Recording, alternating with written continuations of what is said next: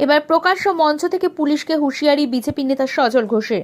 ব্যারাকপুরে একটি দলীয় প্রতিবাদ সভায় এসে মঞ্চ থেকে আঙ্গুল উঁচিয়ে পুলিশকে হুঁশিয়ারি বিজেপি নেতার। তিনি বলেন, পুলিশ কর্মীদের উদ্দেশ্যে আমি বলছি, যাদের বয়স 58 থেকে 59 তারা যা খুশি করুন, কিন্তু যাদের বয়স 45 বা তার কম তাদের বলে যাচ্ছি 2026 সালে মমতা ব্যানার্জি নামের আগে প্রাক্তন বসে যাবে, আপনাদের বাঁচাতে আসবে না। তখন কৌস্তবরা এই এলাকার দায়িত্বে থাকবে, অর্জুন দ্বারা এই এলাকার মন্ত্রী থাকবে, মিলিয়ে নেবেন। পাশাপাশি এই দিন শাসক দলকে নিশানা করে বলেন, আমাদের সভাপতি শ্রমিকদা বলেছেন তৃণমূলের বিসর্জন দিন। আমি বলছি, এরা দেবতা নয়, দেবতার বিসর্জন হয়, গাছতলায় বসিয়ে দিন, দেখবেন কিছু অপদেবতাকে গাছতলায় বসিয়ে দেওয়া হয়। আমি পুলিশ ভাইদের উদ্দেশ্যে বলছি, আমি জানি আপনাদের কষ্ট কতটা। আপনারা আমাদের নিয়ে যাবেন, গাড়িতে বলতে বলতে যাবেন, কি করবো দাদা বুঝতেই তো পারেন, একটু দেখবেন আমাদের বলে কিনা। অর্জুন দাদাকে রোজ পুলিশ যায়, গিয়ে কি বলবো যে আপনি কাউকে বলেন না, কি করবো বোঝেন তো।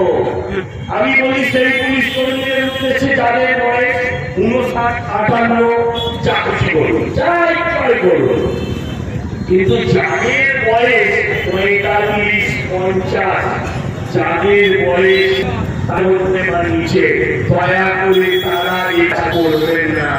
জ্যোতিবাবু, বুদ্ধদেব বাবু সিপিএম চলে গেছে, মমতা ব্যানার্জি 26 সালে ঠিক এই সময় নামের আগে প্রাক্তন বসিয়ে নিয়েছে, তখন কিন্তু আপনাদের বাঁচাতে আসবে না, তখন কিন্তু একটু বোকামরাই থাকবে, এই অর্জুন দ্বারাই এখানকার বন্ধুত্বে থাকবে।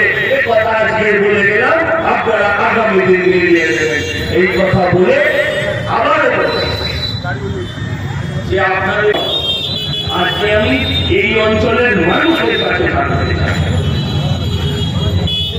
তাই আমি অনুরোধ করব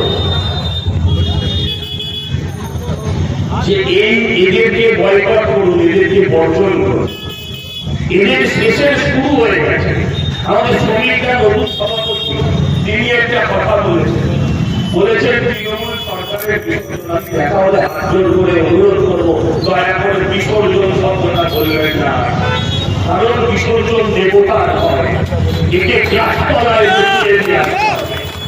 প্রচুর অপদেবতা দেবে, গাছতলায় বসিয়ে দিয়ে আসে। যারা এপার বাংলার বসিয়ে আছে তারা এটা একটা পুজো করে।